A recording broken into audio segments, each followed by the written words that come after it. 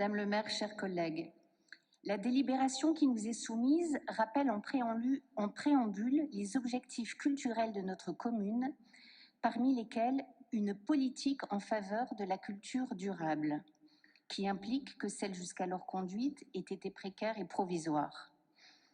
Qu'est, à vos yeux, une politique durable ? En quoi diffère-t-elle des politiques culturelles menées par les équipes précédentes ? Nous n'avons pu le cerner avec certitude.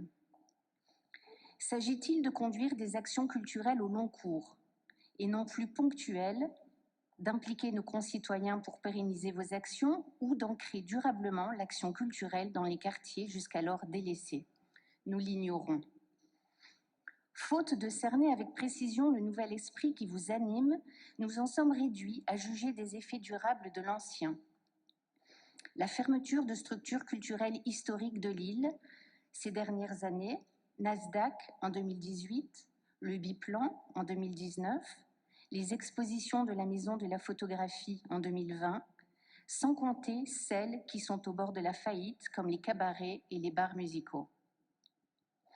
La fragilité de nombre d'autres structures culturelles qui doutent de leur avenir et ne voient le soutien à visée pluriannuelle annoncé, traduit par aucune convention sécurisante ni emploi pérennisé, tels que la malterie, le tire-laine, parmi les plus connus, et d'autres encore dans tous nos quartiers.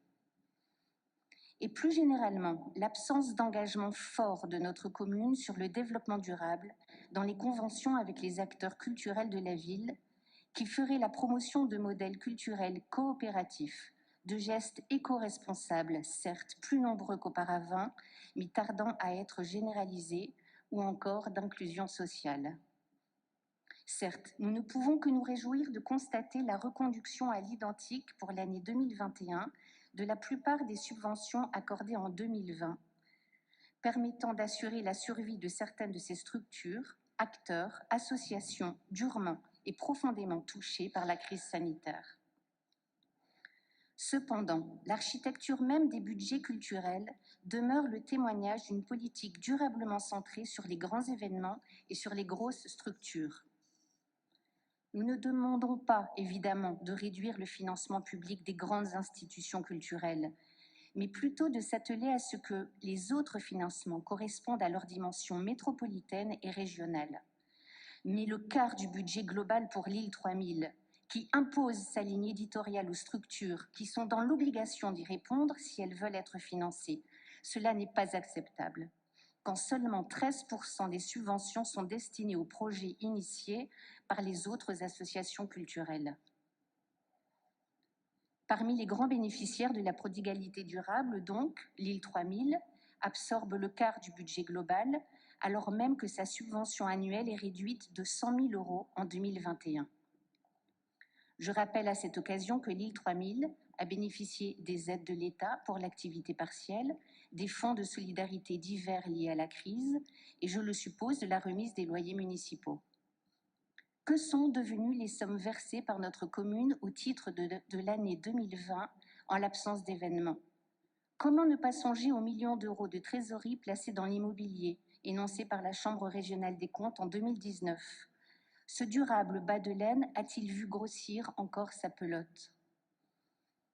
Ce contraste, chaque jour plus saisissant entre le coût et l'activité, ne peut conduire notre groupe qu'à réitérer sa demande d'audit indépendant après le rapport accablant de la Chambre régionale des comptes sur l'île 3000, dans l'espoir qu'il soit mis un terme aux dérives constatées et que les fonds ainsi économisés bénéficient durablement au tissu artistique et culturel de notre ville.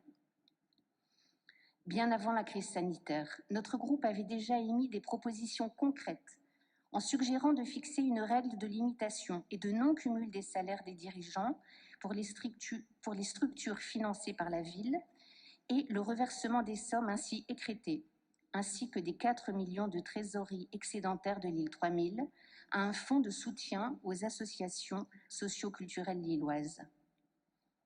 Sur les 50 petites associations, à supposer qu'il en existe de petites, qui ont sollicité un soutien municipal en 2021, ce sont 178 000 € qui n'ont pas été accordés.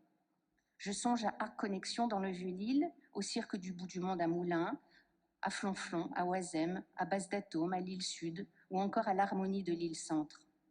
Sans oublier la Maison de la photographie de Fives, qui établit et soumet son dossier chaque année et voit sa demande de subvention durablement omise des débats en commission comme en notre conseil. À nos yeux, ces choix culturels relèvent de l'inéquité, de l'indifférence à nos quartiers, à tous ces acteurs culturels qui ont plus que jamais besoin de soutien. Et si j'osais, Madame le maire, j'irais jusqu'à penser que peut-être vous n'aimez pas beaucoup les artistes, à l'exception sans doute de tel ou tel artiste contemporain, et qui sait même, peut-être pas le visage qu'il dessine sans vous, et souvent malgré vous, de l'avenir de notre ville. Une politique culturelle ambitieuse et durable passerait à nos yeux par la remise à plat du modèle quasi monopolistique de l'île 3000, un plan de sauvetage de toutes les associations et lieux culturels fragilisés avant même la crise sanitaire, et leur accompagnement vers le numérique, le collaboratif et l'innovation culturelle et sociale. Nous voterons donc pour la subvention aux opérateurs culturels, mais contre les 2 délibérations à l'île 3000. Je vous remercie. Merci. Marie-Pierre Bresson.